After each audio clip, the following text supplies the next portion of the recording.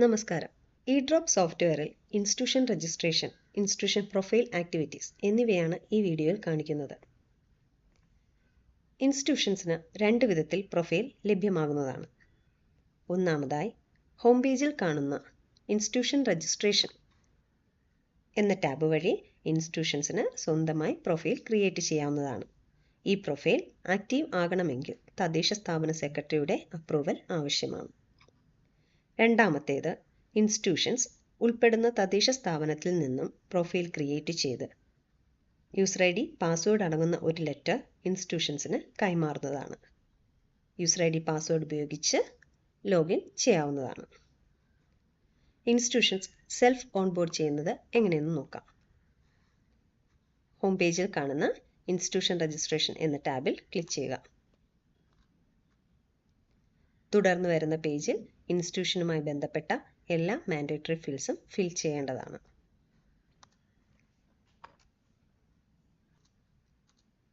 എല്ലാ mandatory ഫീൽഡ്സും entry ചെയ്തതിന് ശേഷം പാസ്വേഡ് സെറ്റ് ചെയ്യേണ്ടതായിട്ടുണ്ട്.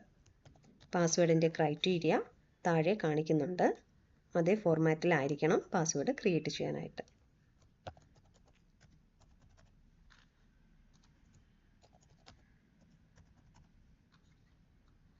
ദെൻ ക്യാപ്ച കൊടുത്ത് സബ്മിറ്റ് ചെയ്യാവുന്നതാണ്.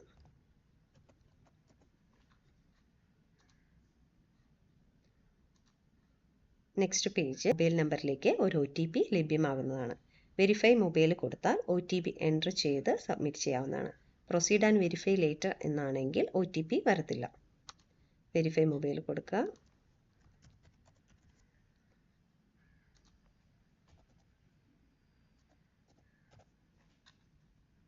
Verify, proceed.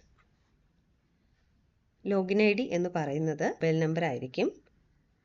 അതോടൊപ്പം ഇൻസ്റ്റിറ്റ്യൂഷൻ്റെ ബേസിക് ഡീറ്റെയിൽസും ഡിസ്പ്ലേ ചെയ്ത് കാണിക്കുന്നതാണ്.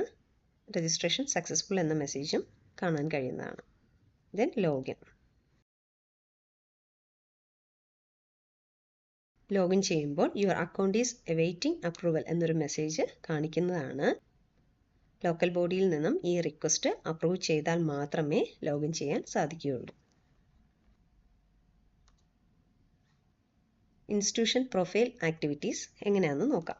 യൂസർ നെയിം, പാസ്വേഡ്, ക്യാപ്ച എന്നിവ നൽകി ലോഗിൻ ചെയ്യുക. ഇതാണ് ഇൻസ്റ്റിറ്റ്യൂഷൻസിൻ്റെ പ്രൊഫൈൽ പേജ്.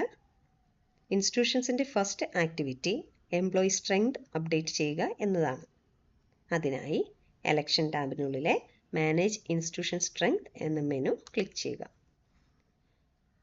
ഡിഫോൾട്ടായിട്ട് ഇൻസ്റ്റിറ്റ്യൂഷൻ രജിസ്റ്റർ ചെയ്ത സമയത്ത് ഇൻസ്റ്റിറ്റ്യൂഷൻ സ്ട്രെങ്ത് 1 ആയിട്ടാണ് സെറ്റ് ചെയ്തിരുന്നത്. ഇൻസ്റ്റിറ്റ്യൂഷൻ്റെ ആക്ച്വൽ സ്ട്രെങ്ത് എത്രയാണോ അതിവിടെ അപ്ഡേറ്റ് ചെയ്യേണ്ടതാണ്. 2 കൊടുത്തു സബ്മിറ്റ് ചെയ്യുകയാണ്. സ്റ്റാഫ് സ്ട്രെങ്ത് 2 ആയി കാണിക്കുന്നുണ്ട്. ഇത് ഇൻസ്റ്റിറ്റ്യൂഷൻ അപ്ഡേഷൻ ചെയ്താൽ മാത്രമേ ബാക്കി ടാബ്സ് എനേബിളായി വരത്തുള്ളൂ. ഇൻസ്റ്റിറ്റ്യൂഷൻ സെൽഫ് ഓൺബോർഡ് ചെയ്യുമ്പോഴായാലും അതുപോലെ തന്നെ തദ്ദേശ സ്വയംഭരണ സ്ഥാപനത്തിൽ നിന്നും ഇൻസ്റ്റിറ്റ്യൂഷൻസ് രജിസ്റ്റർ ചെയ്ത് തരുമ്പോഴായാലും എല്ലാ ഡീറ്റെയിൽസും കാണണമെന്നില്ല. അതുകൊണ്ട് ഇൻസ്റ്റിറ്റ്യൂഷൻ അപ്ഡേഷൻ മാൻഡേറ്ററി ആയിട്ട് ചെയ്യണം. നിലവിൽ കൊടുത്തിട്ടുള്ള ഡീറ്റെയിൽസ് എല്ലാം ഇതിൽ പ്രീഫിൽഡ് ആയിട്ട് കാണും. മൊബൈൽ നമ്പർ ഒന്നുകൂടി എൻ്റർ ചെയ്ത് കൊടുക്കേണ്ടതായിട്ടുണ്ട്.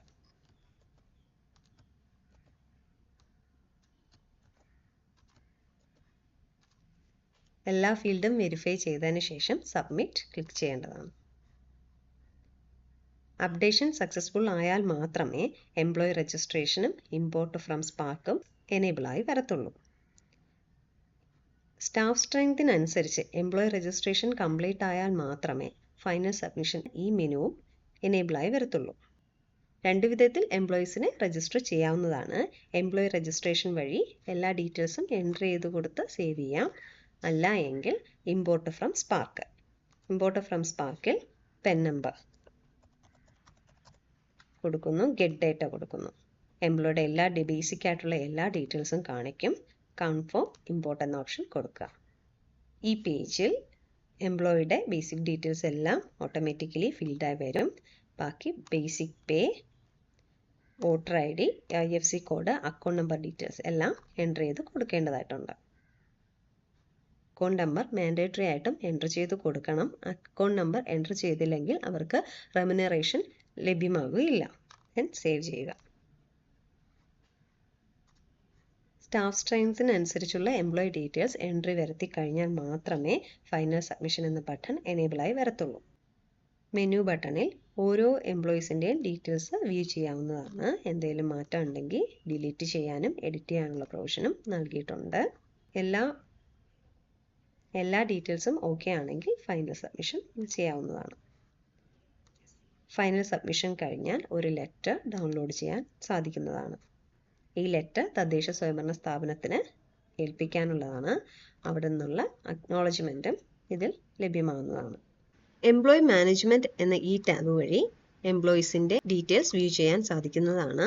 കൂടാതെ എംപ്ലോയീസിൻ്റെ മൊബൈൽ നമ്പർ എഡിറ്റ് ചെയ്യാനും സാധിക്കുന്നതാണ്. Next report. ഫസ്റ്റ് റാൻഡമൈസേഷൻ കഴിഞ്ഞ ഫസ്റ്റ് റാൻഡമൈസേഷൻ റിപ്പോർട്ട് ഇൻസ്റ്റിറ്റ്യൂഷൻ്റെ അഡ്മിൻ ലോഗിനിൽ നിന്നും ഡൗൺലോഡ് ചെയ്യാൻ സാധിക്കുന്നതാണ്. ഫസ്റ്റ് റാൻഡമൈസേഷൻ റിപ്പോർട്ടിൽ covering letter, acknowledgement, form 15, posting ലഭ്യമായിട്ടുള്ള എംപ്ലോയീസിൻ്റെ പോസ്റ്റിംഗ് ഓർഡർ എന്നിവ ലഭ്യമാകുന്നതാണ്.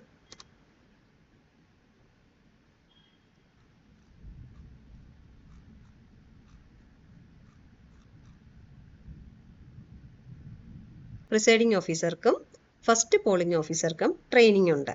ആയതിനാൽ ട്രെയിനിങ്ങിൻ്റെ details, date, time, place of training എന്നിവ പോസ്റ്റിംഗ് ഓർഡറിൽ ഉണ്ടായിരിക്കുന്നതാണ്.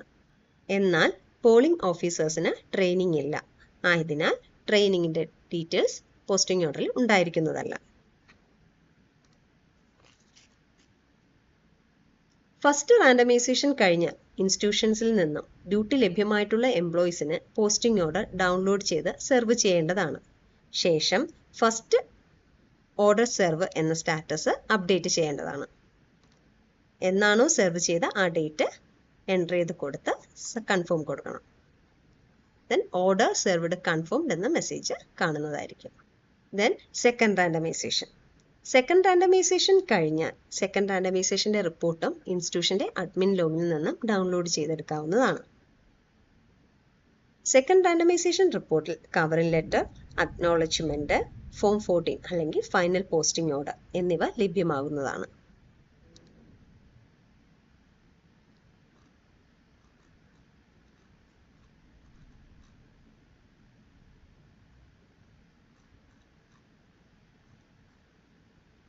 ഫൈനൽ പോസ്റ്റിംഗ് ഓർഡറിൽ എംപ്ലോയി ഉൾപ്പെട്ടിട്ടുള്ള party number, party members, duty ചെയ്യേണ്ട polling station details, distribution and collection centres എന്നീ വിവരങ്ങൾ ഉണ്ടായിരിക്കുന്നതാണ്. ഫൈനൽ പോസ്റ്റിംഗ് ഓർഡർ ഇൻസ്റ്റിറ്റ്യൂഷൻസിലെ എല്ലാ എംപ്ലോയീസിനും സെർവ് ചെയ്യേണ്ടതാണ്. ശേഷം സെക്കൻഡ് ഓർഡർ സെർവ് എന്ന സ്റ്റാറ്റസും അപ്ഡേറ്റ് ചെയ്യേണ്ടതാണ്. ഓർഡർ സെർവ്ഡ് കൺഫേംഡ് എന്നൊരു മെസ്സേജ് സ്ക്രീനിൽ കാണിക്കുന്നതാണ്. Next drill down.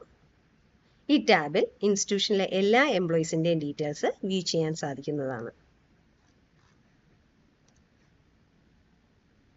ഹെൽപ്പ്, ഇത് യൂസർ മാനുവൽ ഉണ്ടായിരിക്കും. നോട്ടീസ്. ഈ ടാബിൽ SSCയിൽ നിന്നോ DEOയുടെ ഓഫീസിൽ നിന്നോ നൽകുന്ന അനൗൺസ്മെൻറ്റ്, നോട്ടിഫിക്കേഷൻ എന്നിവ ലഭ്യമാകുന്നതാണ്. ഇത്രയുമാണ് institution level activities. Thank you.